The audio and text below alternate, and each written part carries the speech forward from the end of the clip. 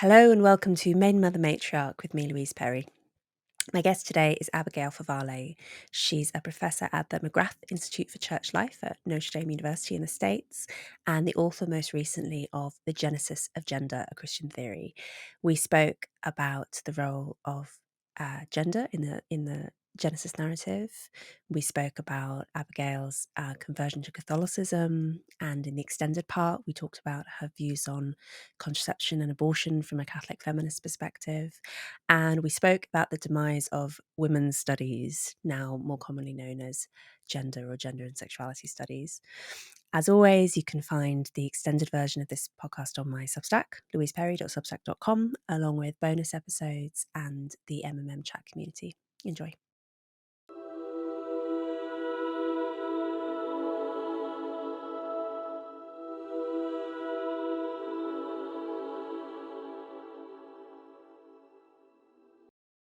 So, Abby, it seems to make sense to start in the beginning with your opening chapter in the Genesis agenda on Genesis, and specifically on the pre-existing creation myths that I had no knowledge of, and which are so startlingly different from Genesis in really important gendered ways. So, could you start by explaining the context, the historical context that Genesis came out of in terms of some of these pre-existing myths? Sure. So in that chapter, I talk about the Babylonian creation narrative, which is the Enuma Elish, and Genesis 1. So there are two creation accounts in Genesis, right? So there's Genesis 1, and then there's Genesis 2 and 3. But in Genesis 1, which scholars think was written later and during the Babylonian exile, so when the Israelites, or when the Israel people were actually captive in Babylon, so they would have very much known the cosmology of Babylon. So the theory is that Genesis 1 is kind of written against the backdrop, almost as like a response, or even an attempt to demythologize the creation narrative and to assert a different account. So the Enuma Elish is it's really trippy. It's a wild ride.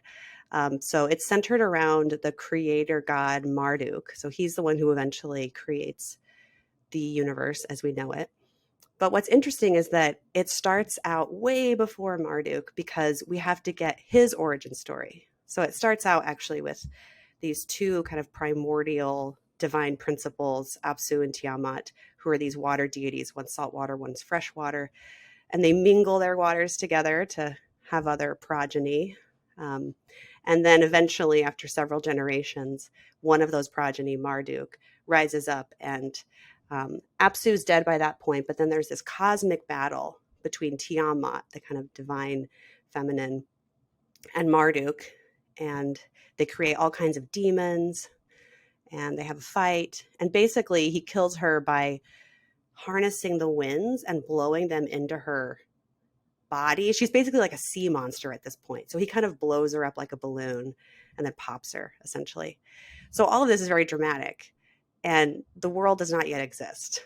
Okay, so it's only after her death that he's like, oh wow, look at this corpse, like what should I do with this? And it's only after this act of destruction that he begins to create, right? So in the Enuma Elish, destruction comes before creation. So he makes the universe out of her corpse. He splits her like a fish, and then he kind of makes the dome of the heavens and of the earth. And she had a consort, this other guy named Kingu. And so he kills Kingu, and then out of Kingu's blood, he's like, well, I kind of need a race of slaves to feed me and offer me sacrifices. So I'll make these humans. And so the human beings are like an afterthought, basically, way down the line. And then the Enuma Elish ends with this, all the names of Marduk and how awesome he is and how he'll be worshipped forever. So that sounds so different from Genesis, right? But the reason we think these are connected is that, first of all, there's a linguistic connection. So when Genesis 1 starts out and talks about the Spirit of God hovering over the face of the waters, or the deep, right? Well, the word there is teom, which is a cognate of the Akkadian Tiamat. So it's immediately drawing up this imagery that would be very familiar of this kind of watery chaos. But here it's not personified. It's just the chaos, the emptiness that the creator God, who has no origin story, creates the world out of, right? So there's this kind of connection between them. But there's a very different dynamic between the masculine and the feminine in the Enuma Elish and then in Genesis. And there isn't the thing that's really striking about this older Babylonian myth is the violence of it. The Mhm. yes, I mean that I'm sure you're familiar with the old radical feminist British magazine, or maybe socialist feminist, but regardless, second wave feminist magazine Spare Rib. Um, yeah, and the name Yeah. obviously is Yep. a reference to Genesis, and that sense of I guess women being secondary, women being an afterthought in the Christian creation myth, and well, that Judeo-Christian creation myth. But yeah, it's. I mean, if you look at its historical alternatives, it actually looks much different, right? Yeah, well, it's unfortunate because then, subsequently we have all these centuries of terrible interpretations of Genesis, like Milton, for example, in Paradise Lost, right? I think that becomes almost that like shapes what becomes a typical Protestant understanding of Genesis, which is very much to read a quite strict hierarchy and to see the female as kind of derivative or secondary to the male, um, which, if you look at the text, is actually not there. Um, so one of the things that in the book, what I'm trying to do in some ways is to like defamiliarize Genesis, because everyone in the West is too familiar with it. And they've often heard these kind of hackneyed interpretations of, Eve and Adam, these kind of cartoonish um, images float up. But what's actually being presented is pretty revolutionary in its time, but I would say even now.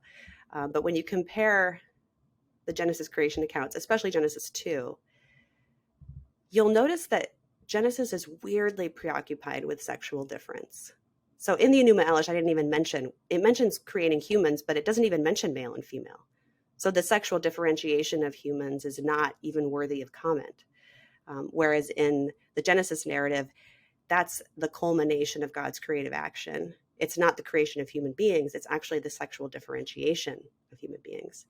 And that also contrasts, like I draw on some Plato, um, like in the Timaeus, and this isn't strictly a mythology, right? This is a philosophical dialogue.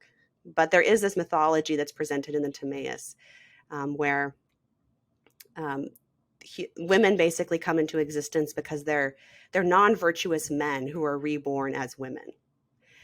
And this is kind of a mythical or mythological way of illustrating Plato's idea that this great hierarchy of being, so that any difference will indicate some like either closer or further proximity to the divine, to the one, to the good, the source of all goodness. And so because men and women are different, one must be better, one must be more divine than the other, right? That's kind of the Platonic reasoning.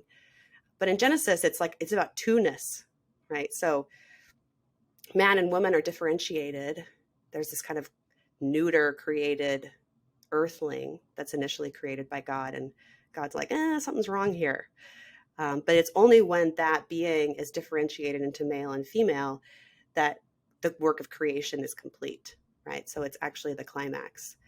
Um, and there's no hierarchy present until we get to the fall, which is why I think the sometimes the Milton or Protestant um, interpretations that try to read a strict hierarchy pre-fall are not really paying attention to the text. But is there a hierarchy post-fall? So yeah, so in Genesis 3, so this is after, right, they eat the fruit, and then immediately they recognize their nakedness and they hide from each other. So the immediate consequence of the fall is that this dynamic of harmony and communion is kind of twisted. They twist away from each other into shame. And then one of the consequences, when God comes in and is like, oh geez, what did you do?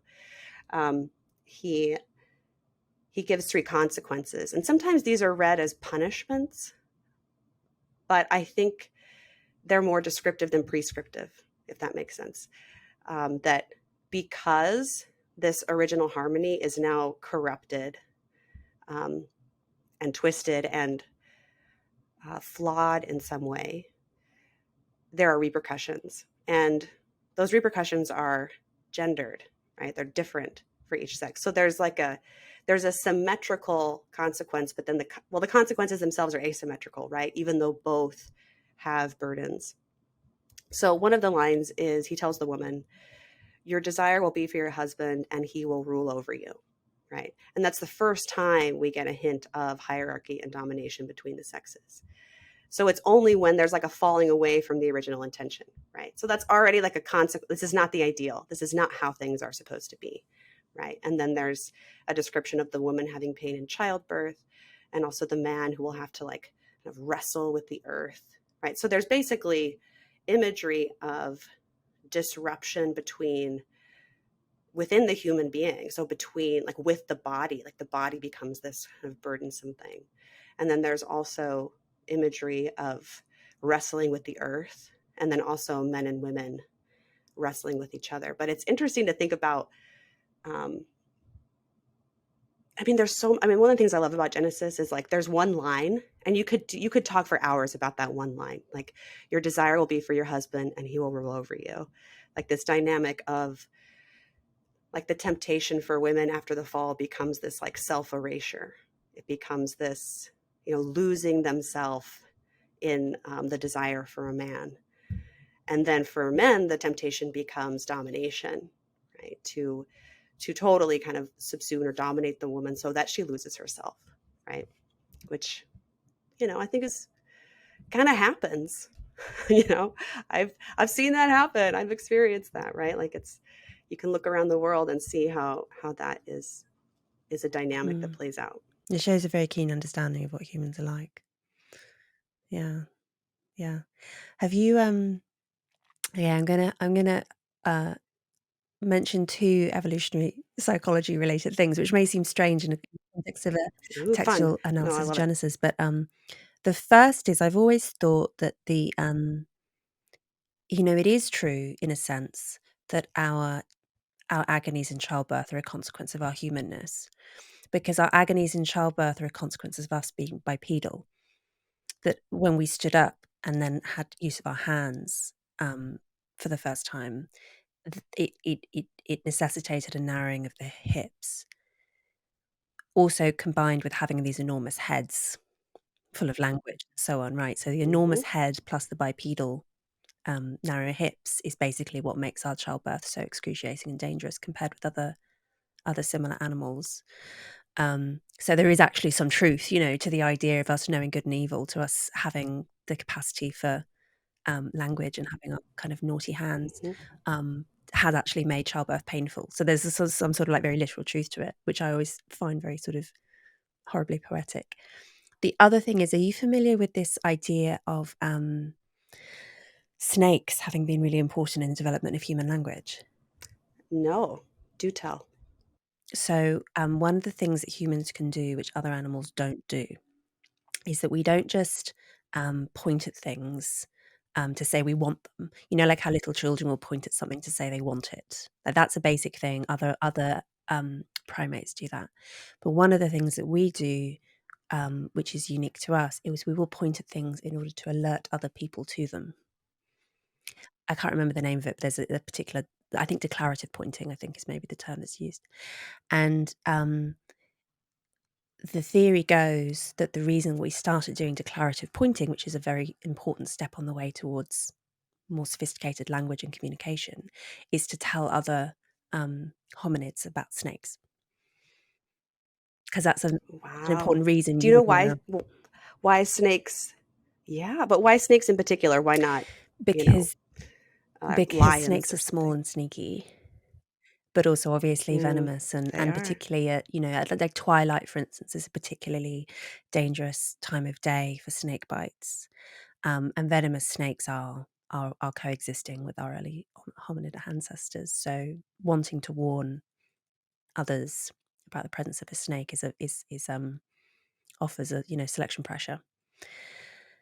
And so, yeah, again, it's very little minded, obviously, and doesn't have the psychological complexity of Genesis. But like, I always find those two facts really interesting.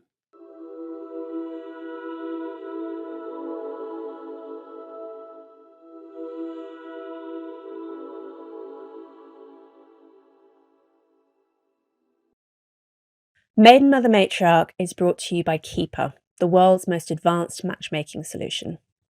Now, many of you will know that I'm normally extremely suspicious of dating apps like Tinder and Bumble, which tend to produce repeat customers who must endure endless, miserable hookups and short-term relationships without ever finding a spouse.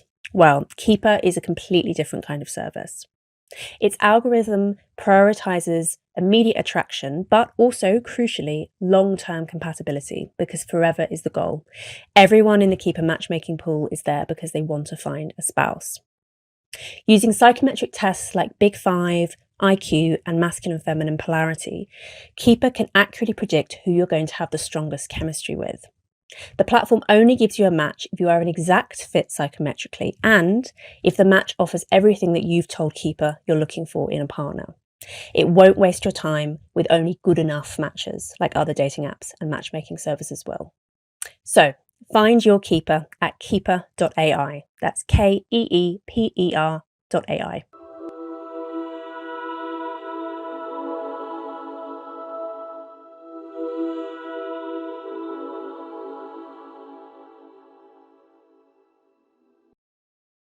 That's really fascinating because language is also so deeply important in both creation accounts, right? So you have in Genesis 1, divine language. So divine language is what creates, like brings order out of nothingness. And then human language is what's kind of featured in Genesis 2. And so the first words that a human being says in scripture is when the man first sees the woman. And it's this beautiful cry of wonder, right? Like, at last, bone of my bones, flesh of my flesh. This being has gone through this arduous parade of animals where God is like, here, maybe this gopher will be a good counterpart for you. But there's nothing there that he can have true communion with, right? Until he sees the woman. And so then you have this description of God creating these beings, bringing them to this earthling, basically, this Adam, this soil, being of the soil. And then the Adam names them, right? So there's this relationship of language to reality. So God creates, God makes reality, but then human language is a response, like a linguistic response to what is real. And that naming, we can tell once we see his words that are actually written out in response to the woman, that the name kind of corresponds to, it's an articulation of the nature of the thing he's looking at, right? So he says Isha, which is female or woman, and he names himself in that moment too, Ish. So in that language, which it still works in English, like woman, man, you see it express both similarity and difference, right? So basically what he's saying is, at last, this being that is so like me, bone of my bones, flesh of my flesh, that I can have communion, but yet also different, right? She is unlike me. She is, our difference is asymmetrical. And that name, what he names himself and what he names her, expresses that sameness and difference, that tension that Genesis holds, which I think that's the tension that we lose. Like any theory of gender, I think, goes off the rails when it loses that tension between sameness and difference. You mentioned the Milton's analysis of Genesis and the Protestant analysis of Genesis. Setting it up in contrast, I'm imagining, to the Catholic or Orthodox analysis of Genesis. Where does the Protestant analysis differ, particularly in relation to this gender question? So I don't want to paint with too broad a brush, right? I mean, there's all kinds of different Protestants. So that said, I think there are a lot of different Protestant interpretations, some of which would probably align more with a Catholic reading. But so I grew up as an evangelical Protestant, and I mostly encountered interpretations that read Genesis 3 as prescriptive. So in other words, God was kind of declaring, from now on, your desire will be for your husband and he will rule over you. So that verse was kind of plucked out of the whole narrative as almost this norm that should be followed. And it was actually kind of presented as an ideal rather than, which the text quite explicitly says, a corruption of the ideal. And so I think it lent itself then to more of an understanding of hierarchy between men and women, which in the kind of Protestantism that I grew up in was very much affirmed and kind of held pretty strictly. Now Milton's interesting because and I will say, not to rag on Milton, I actually love Paradise Lost. I think it's beautiful. But his understanding of Eve, she's kind of just like this dumb, pretty child, basically. So the reason he kind of gives this interpretation that the reason the devil goes to her first is because she's the weak one, right? She's the one that's going to be easy to trick. And whereas I've seen in Catholic commenters, for example, like Edith Stein, where she says that the reason actually is that because if the Catholic is going to be reading ahead toward Mary, so in both instances, both with Eve and Mary, a woman's ascent completely reshapes the trajectory of humankind. So the devil actually goes to the woman because of her influence, because she has the capacity to kind of reshape the direction of history and the direction of humanity. So it's a very different reading from Milton, right? Where he's basically like, Satan went for the easy target. But there's been a pretty big tradition, especially through the Middle Ages, with this debate called the Querelle de Femmes, which is like the dispute of women, the dispute over The women. woman And a question. lot of that had to do with the Yeah. the woman question, right? So we're having a Yeah. Querelle de Femmes now, like the Querelle de Femmes 2024, 2023, whatever year it is. Sorry, I mostly live in text. I don't even really know what year it is. But as part of this Querelle de Femmes, there was a lot of wrangling about Genesis. And one of my favorite figures in that is Christine de Pizan. So she's just an amazing person to know. So she was a single mother, a widow. Yeah, widow. And she had 4 kids. And she's living in, I think, 15th century France, kind of right on the cusp of the turn from the medieval to Renaissance.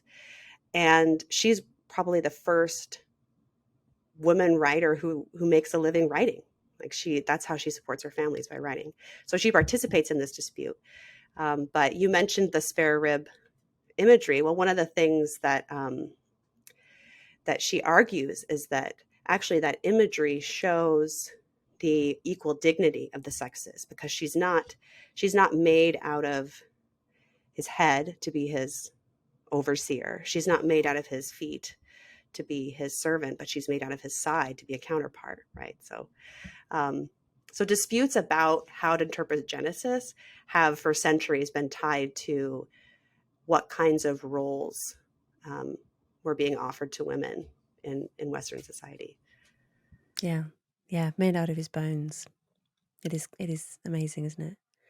I mean, I haven't read either de Pizan or Paradise Lost for an extremely long time because I only read them at university. But so the Eve in the kind of Protestant or Milton's imagining, she's susceptible, she's childlike, but there is still this kind of loving relationship between, and including at the end. I mean, Oh, the yeah. final lines, the hand in hand, wandering steps and slow lines at the end, right? There is a certain kind of equality there, but this idea of God's curse on Eve being prescriptive is so fascinating because, yes, as you say, if anything, the way we could read it is as saying that this is the imperfect outcome of the fall, and the perfect Mm-hmm. outcome actually would be the true equality and the that kind of physical enmeshment of beforehand. I mean, it's almost opposite meanings in a way, because one is presented as something gone wrong, and whereas the other interpretation says, no, this is the way Yeah. it's supposed to be. So I think how that bit is interpreted is and has been enormously, I think, influential. Although it tends to be, I don't know, sometimes I think, I don't know, I don't want to like rag on Protestantism. I feel bad. But I will say, I think in the strand, I want to be very specific about this, the kind of evangelical Protestantism I grew up in.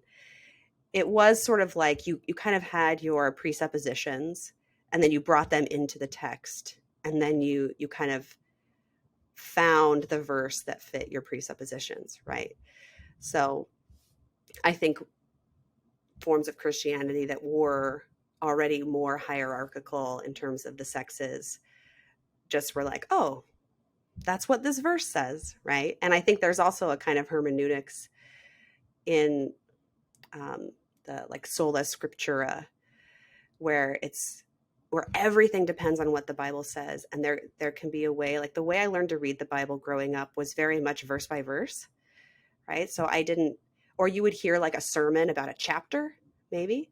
So it wasn't until actually I started teaching the Bible in literature and kind of great books contexts when we would read a whole book in one sitting, like for one class, like all of Genesis. And it was amazing because I was like, this totally changes the reading experience to actually read the text as a whole and not just kind of zoom in and pluck out a verse or a chapter. So because there's an arc, right? So this has to be read in the narrative arc. Well, that's why translating the Bible into English is such a big deal, right? Because yes, otherwise the only exposure you have to the Bible is through these snippets that you hear in church, which is, as I agree, completely different. Right. Or you might not even, if you weren't hearing them in your own language, then your exposure to scripture might be the images, right? Which is another reason why art and stained glass and, that's what the role that art and those images played was for, and was to introduce people into scripture, which I think is so fascinating, right? I mean, if you compare that, like if you think about that as a kind of catechesis, like a catechesis of image versus a catechesis of, like literal reading of a text, right? And how that would shape your theology, right? In terms of a theology that's so much more incarnational and embodied versus one that's just much more legalistic, right? Like this is what the text says, these are what the rules are. And that really honestly encapsulates what I have experienced in the tradition I grew up and then now as a Catholic, that there's so much more of a sense of the kind of embodied incarnational, the embodied and the incarnational in worship, in theology, than in what I grew up with. It seems like a good moment to do a little bit of biographical background. So you grew up in evangelical Protestant tradition in Utah, is that right? Or part of your childhood was in Utah? Yes. Yeah. Utah, that was where I grew up as a child. And then high school was in Eastern Idaho, but it's the Mormon belt of the United States. Yeah. So sometimes I describe it as like a Russian nesting doll of religious conservatism, like an evangelical bubble inside a Mormon bubble. That was my upbringing. And then you lost, well, you had periods of sort of straying from your faith, as is very typical for teenagers. But you end up doing this unusual thing of going and studying women's studies. Was it women's studies or gender studies? What do they call it? So it was in that time where it was both, right? I mean, it's fascinating to see that, like, women's studies, then women's and gender studies, then gender studies. So my master's degree at St. Andrews was titled at the time, it might still be called this, I don't know, Women, Writing, and Gender. Okay. I mean, there's a whole story in that, isn't there? The way that the word woman has slipped off there. It was when I did women's studies, it was still called women's studies at Oxford, but I think that since it's now been renamed to gender studies, or maybe even gender and sexuality studies, the most cursed option. Yeah, I mean, this is like kind of a tangent, but on that point, a couple of years ago, my husband was in a psychotherapy master's, and he had to take a kind of social justice sort of course, and he had this massive reader for that course that was a bunch of selections of primary text, an anthology. So I looked at it, I was like, oh, what are the anthologies like these days? And it had like whole sections on race, section on class. And then I was like, oh, I wonder what it says in the kind of feminism and women's section. And there was no section on women. It was all gender and sexuality. So I think there were maybe, of the 20, I'm not even kidding you, like of the 20 selections, there were maybe like 2 that were actually about women. And the vast majority of them were about sexuality and then transgender identities. So I was honestly shocked to see it. I was like, wow, this has completely swallowed, any kind of discourse that's really focused on women. What I found when I was at university, which is a little while ago now, and it may have changed, is that you could still talk about women and use women in course titles if it was in the history department, because it doesn't really make sense. Well, I mean, it absolutely doesn't make sense at all. But also, even within the kind of contemporary university culture, people recognise that it didn't really make sense to to use words other than woman if you're talking about, you know, any period before the 20th century latest. So this is when you were an undergrad. No, I did a master's in women's studies. I did um, my undergraduate Masters was in in women's studies. anthropology, Okay. which was even worse. So can I ask you about your women's study? I'm really curious. Like, what kinds of stuff did you read? And you said it was still okay to kind of refer to or assume that a woman is female, but only in specific disciplines. Or yeah, I'm curious about what it was like. So at Oxford, the Women's Studies Masters is an interdisciplinary masters. So there isn't actually a department of women's studies. What you do is you take like a patchwork of courses from different departments, plus one feminism in philosophy course, which is compulsory. So the feminism in philosophy course was very gender woo, and basically didn't include any second wave. But I actually basically did a history master's, in that all the courses I took were in the history department, and I did my dissertation in the history department. So because I was focusing on the history of women's medicine, no one expected me to say crazy things. I mean, that makes sense, right? Because the discipline of history has to be connected to material Yeah. conditions, right? So it can't go totally off And you into need to into be woo. echoing the terminology used by the sources that you're using as well. So, Yes. yeah. Most of the time, right? I remember this too. Like, I still remember actually doing as an undergrad, I did a semester at Oxford, and I remember writing a paper on Christine de Pizan. Actually, I was doing a module on medieval women, and I was writing about whether or not, at first I wanted to write about whether or not Christine de Pizan could be considered feminist. And I remember my tutor was like, oh, that's an anachronistic. You can't use the term feminist, So we kind of were like, okay, what about proto-feminism? And then I had to define that or something. But it's so interesting to me that, like, that was, an academic standard, that you can't just project the concepts of our time into history. Although I think that is completely Oh what yeah. happens now. Haven't you heard Joan of Arc is trans, along with a whole list Yes, of yes, people? Eddie. Yeah. Yeah. Right, yeah, unconventional women are no longer women, right? So, and yeah, and studying, I mean, the book that the Genesis of Gender book in part is kind of telling of how the concept of gender unfolded. And so it, it's very clear to me that, and this is not me making any value judgments at all, but just that the the current concepts we have around gender and transition and transgender, that these are modern concepts that are so deeply embedded in technological advances that it really makes absolutely no sense to talk about them prior to the 20th century. So anytime you kind of project trans back into history, the meaning expands to basically include any kind of gender nonconformity, right? But then you end up with this strange reading of history where unconventional men and women are read as no longer men and women, right? So it's, anyway, one of my pet peeves. I have Joan on my arm here, and she gets unhappy. I was going to say, I thought, is it too personal to ask you to whip your Joan? Yeah, she's my Horcrux.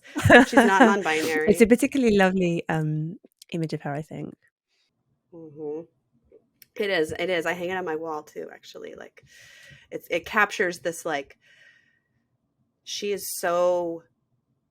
It's this strength, but it's like this collected strength, right? She's just rooted and unafraid. It's not this, like, superhero, I'm gonna bash your head in, but it's like, I don't know, it has this, like, deep peace and conviction about it that that's what I that's what I desire.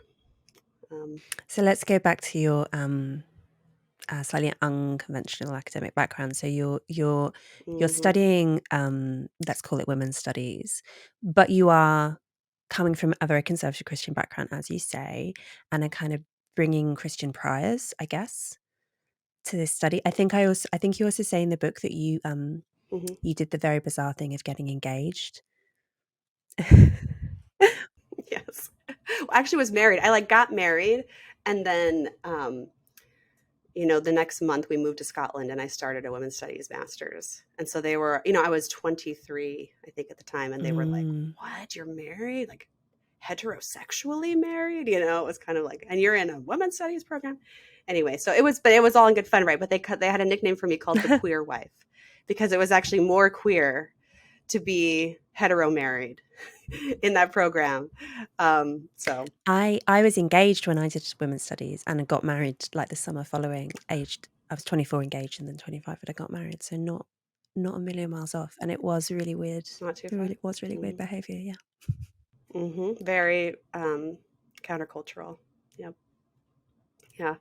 I would say by the time I was doing, so basically I went to college and I discovered feminism. And then to put it simplistically, I think feminism became my religion. So I don't think by the time I went to graduate school, I was not working with Christian priors. I would say I was coming from much more of a perspective that I usually just call postmodern because it's kind of an easy term, even though sometimes it's applied too broadly. But um, so I still was interested in Christianity and Christian theology. Like I ended up writing my dissertation on how contemporary women writers were engaging with theological concepts and revising them in fiction.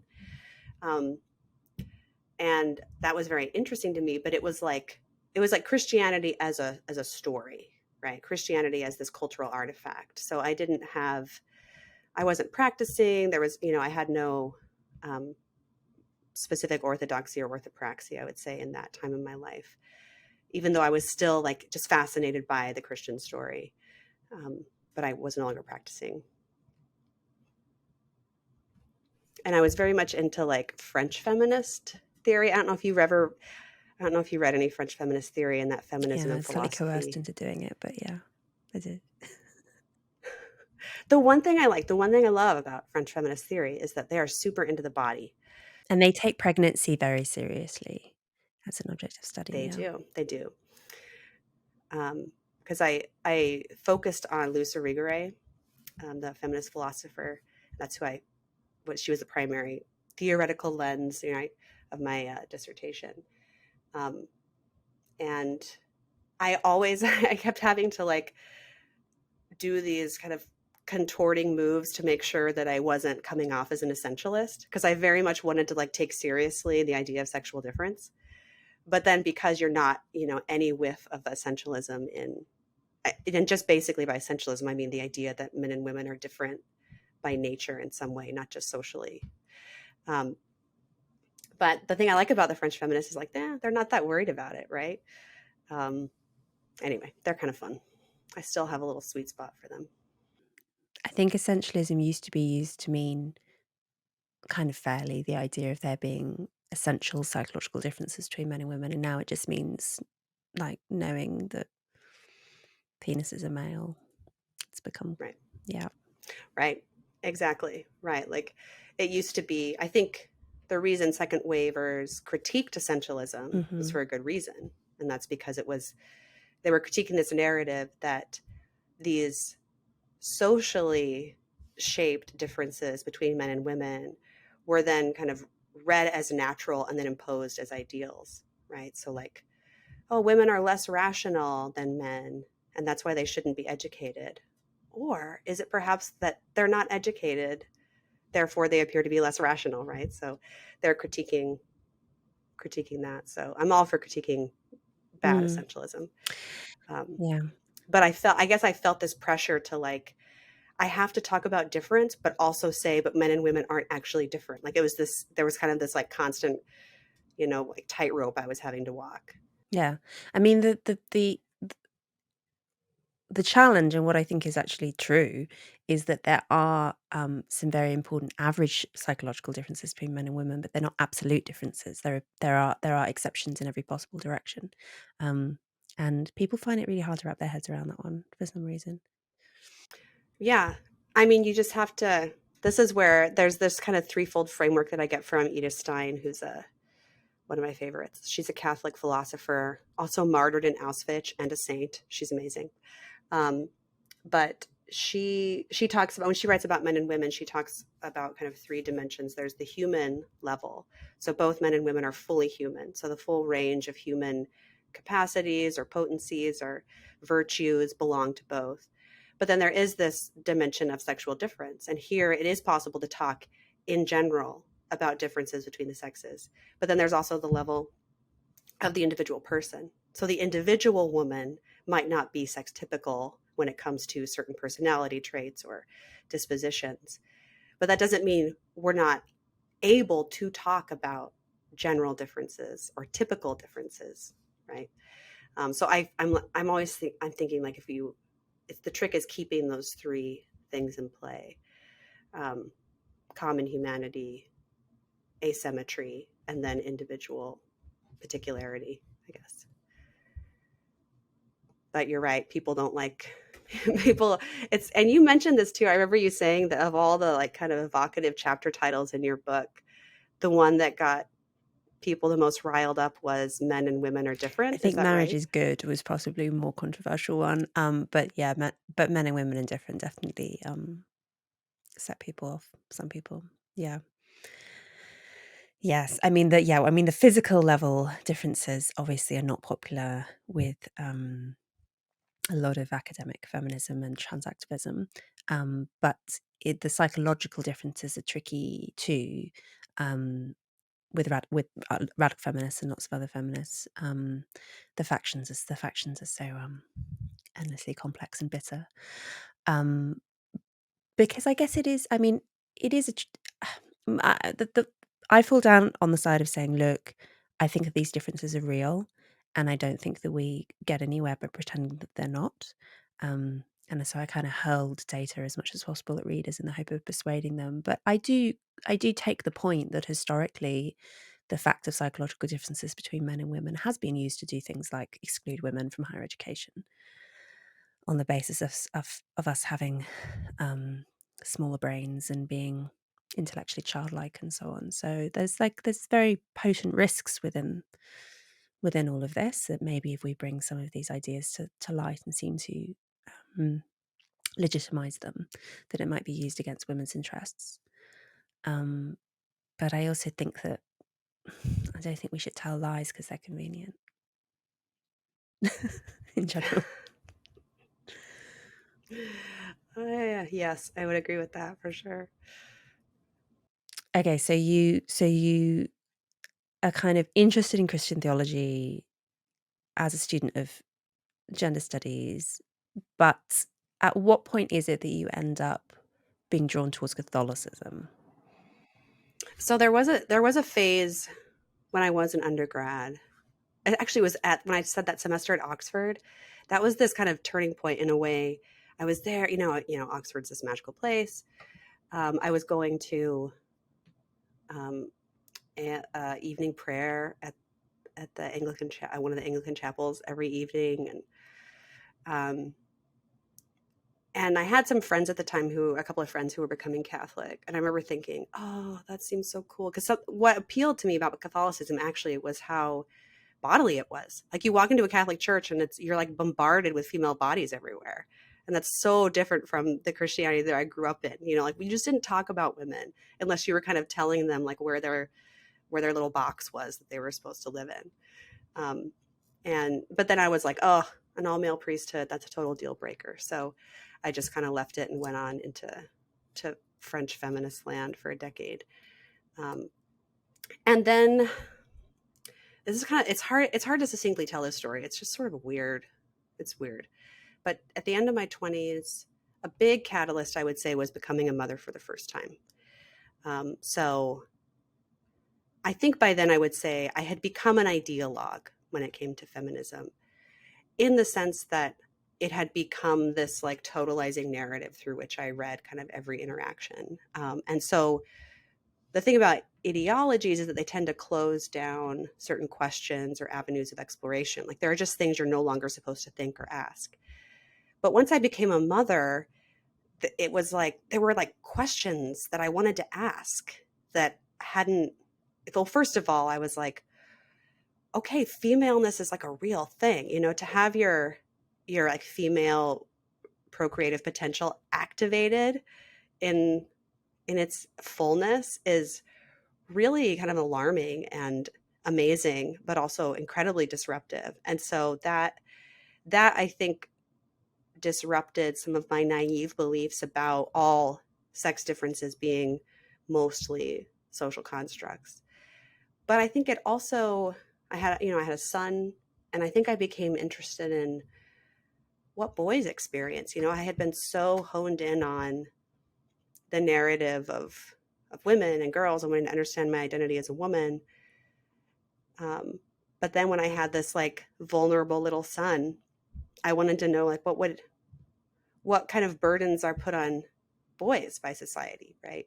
So I think it just opened my world in a way where the feminist beliefs I had, which were maybe too simplistic in a way, or I think they were doing too much work for me. I had basically all of my kind of meaning and values were derived from that kind of narrow worldview, and it just lost some of its explanatory power. And then at the same time, I was kind of in this spiritual crisis because I'd kind of been on the fence with Christianity for so long, where I was like sort of still a Christian, but not really practicing. And I just kind of got to this like, well, like shit or get off the pot kind of moment, basically. Like either if I'm going to be Christian, like I need to be serious about it. Like I actually need to practice it in some way. I can't just like have this like club affiliation.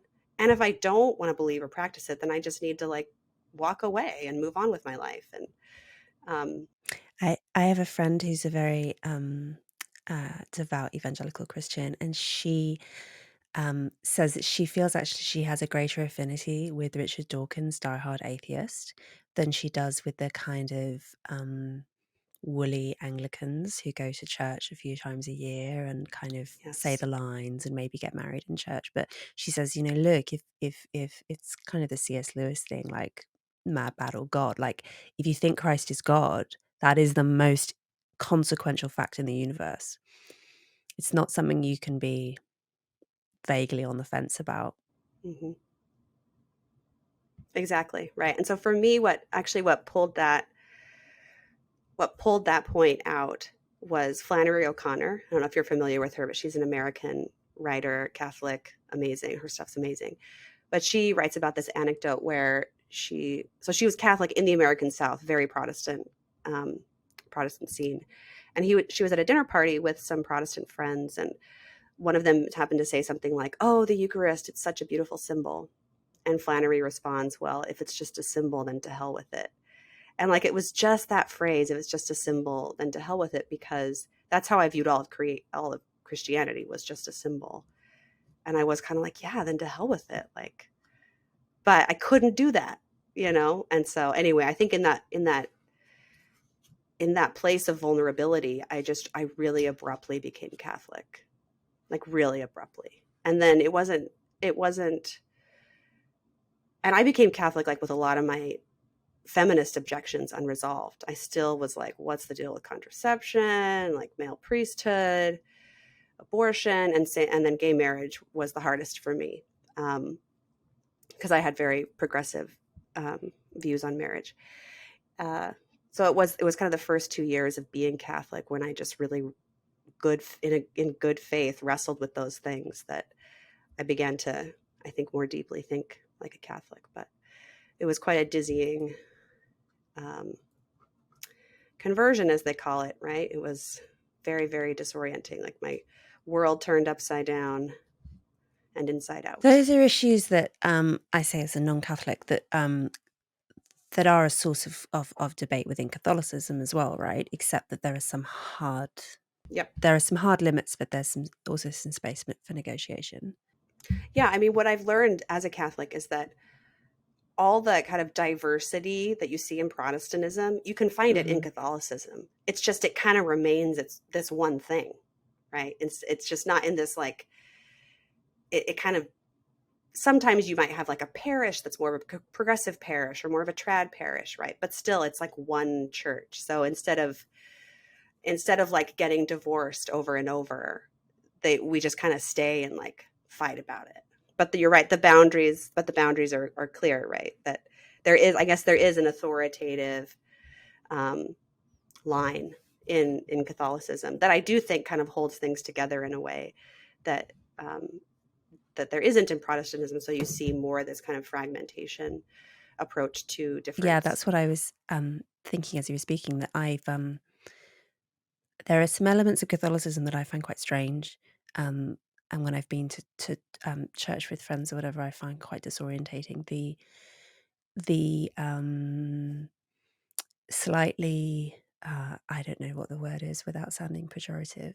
The the panoply of rituals and saints' days, and which has a slightly superstitious pagan element to it. You know, the veneration of sites, ancestor worship, does kind of recall the position of Hmm. saints. All of this, combined with obviously the fierce hierarchy and male priests and all of this kind of stuff. But the thing that I've reasoned over time is that those are the elements that are necessarily going to sustain a really lasting church, right? Like if you are incorporating lots of things that people are instinctively drawn towards, worshippers are drawn towards, like the veneration of ancestors and of sacred sites and fixed hierarchies, these are the kind of things that basically make a church durable over very many centuries.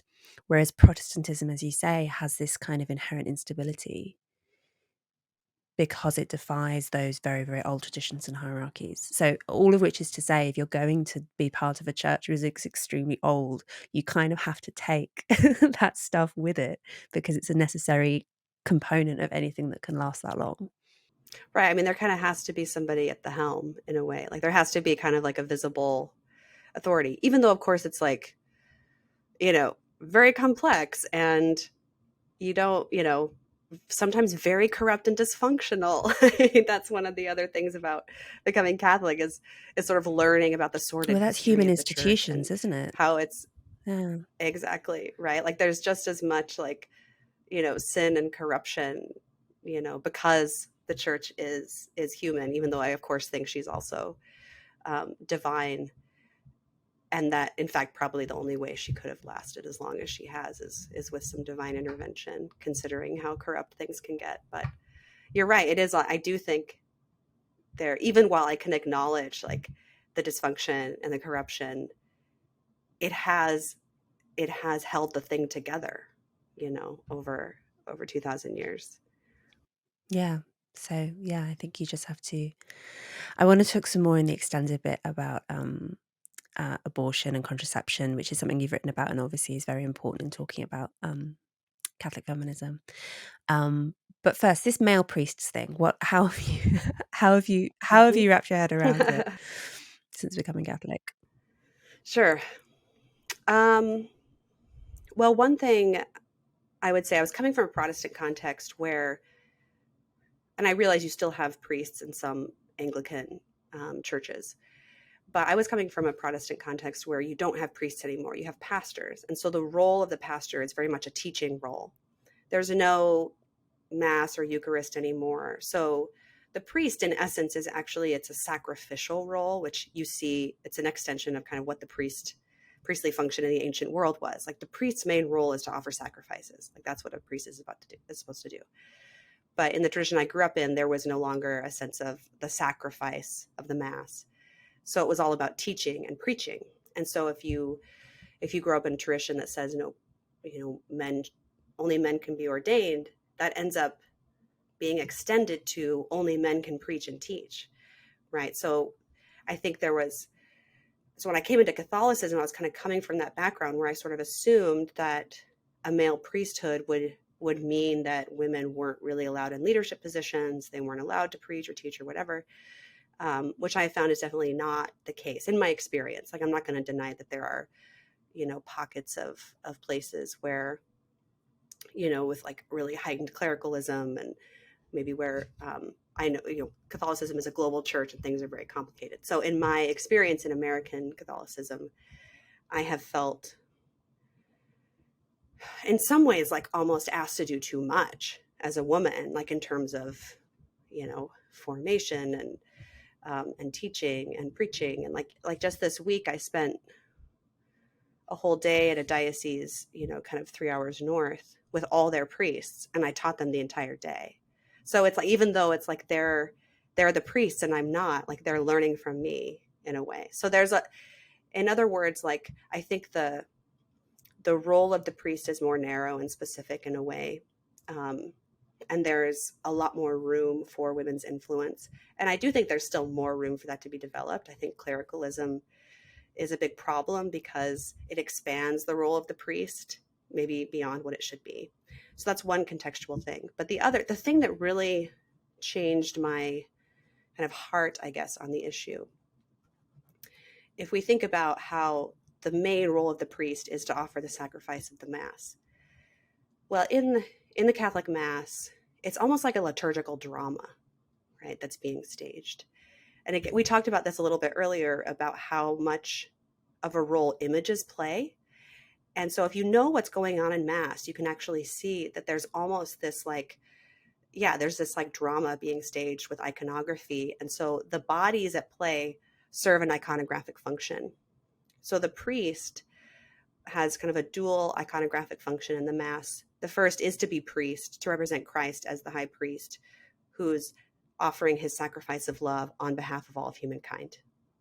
And then secondly, there's the bridegroom, because the Mass is also a nuptial banquet, right? There's this line in the liturgy about blessed are all those called to the wedding supper of the Lamb, right? So, and this is, it's like a very bodily imagery of the Eucharist, right? So there's the Eucharist, and communion is this kind of consummation of Christ and the bride. Like it's kind of a wedding feast. Like that's what's happening in the Mass. So once I understood the role of symbol and how important the liturgical presentation of that symbolism was, it made sense to me why a priest would be male, because it's not about him being smarter or better. He might be a terrible human being. I don't know. But nonetheless, like he can serve as an icon of the bridegroom in a way that I can't as a woman, right? So there was also this, and this is something that I've just been hungry for my whole life. Like I want to be told that the female body is a good thing and it matters. The body is a good thing and it matters. The male body is a good thing and it matters, right? And I think the tradition I grew up in was very denigrating of the body. I think our culture has now taken a very sharp turn toward the denigration of the body. And so for me, like the Catholic Mass, where it's like, wow, our bodies are icons. Like our bodies point toward these divine realities, where my body is an icon of all of humanity as God's bride, and then the priest serves this as an icon of Christ, who was also a human male and who was also the bridegroom. So I happen to love that symbolism and that imagery. And it's more important to me to preserve that imagery than to have this kind of like, contemporary liberal egalitarian squabbling. But so for me, I am very much interested in the conversation about how to expand the role and influence of women in the church. But for me, that's not about the priesthood. I think the priesthood should be like a sacramental office. But there's so much room outside of that for women to be leaders, administrators, advisors, and Pope Francis has been expanding the advisory role of women and the administrative role of women in very prominent places in the Vatican. So I think there's more room to expand in those directions, and while preserving, the riches, I think, in the iconography of the church. Just to end the free section on a trivial and funny note, but related to what you were talking about there and the centrality of the body, I was just reminded of when I last took my my now 2-year-old into a Catholic church, and he walked around and he identified all the mummies and babies all over the wall, which, as you say, you actually see an enormous number of images of women, well, one woman within Catholic churches, which you don't necessarily see elsewhere. And 2, he found this nativity scene, which showed of baby Jesus appearing to be kind of like nude below the waist with his mother leaning over him, and he was convinced that this was baby Jesus having his nappy changed. And I thought, yeah, you know what? That's actually a very important theological point. The baby Jesus, being human, did have his nappy changed. Yeah, Absolutely. yeah, Absolutely. I thought there is this painting. I wonder if it's the same one, but there's this famous painting where Mary's kind of like leaning over and kind of like almost like surprised at baby Jesus, and he's kind of kicking there. And it always looks to me like it's a diaper change, like that maybe he's about to pee on her or something, right? Like there's yes, something very just like bodily, about all of about yeah, Catholicism. Yeah, Catholicism is very weirdly bodily in a way that I yeah. think is beautiful. Let's talk about this more in a moment. Except the grimmer side potentially of the Catholic focus on the body in terms of abortion, but also in terms of just the whole issue of reproduction and contraception and so on. For everyone else, where can people get your books? Where can people find more of your work? Well, I've written three books. The first one was an academic book, which is pretty boring, so don't worry about that one. But um, if you're interested in more, I guess, in my conversion story and especially my wrestling with those feminist questions specifically, I have a conversion memoir called Into the Deep: An Unlikely Catholic Conversion. And then most recently, I've written The Genesis of Gender, which is both an articulation of gender in kind of the Catholic cosmos, but it's also drawing on more my gender studies side. It's an account of the genealogy of the concept of gender and how it developed in the 20th century and has become what it is now. So, if you're interested in that, um, that book might be appealing. All right. Thank you so much, Abby. Thank you so much for watching that episode of Maiden Mother Matriarch and for all of your support. It means an enormous amount for the growth of the show. If you want to hear bonus content, an extra 20, 30 minutes of conversation with the guest, maybe a little bit more personal, a little bit less filtered, then you can go to my Substack at louiseperry.substack.com, where you can sign up for extended episodes and also bonus episodes. And you can also access our chat community. You can also support the show by subscribing on YouTube or subscribing wherever you get your podcasts, and rating and reviewing on Apple Podcasts is also really great for encouraging other people to give the show a try. Please also spread the word, tell people that you know who you think might like it to give it a shot. The word of mouth effect is really valuable, so we'd really appreciate it. Thank you so much, everyone, for listening, watching, and supporting what we're doing.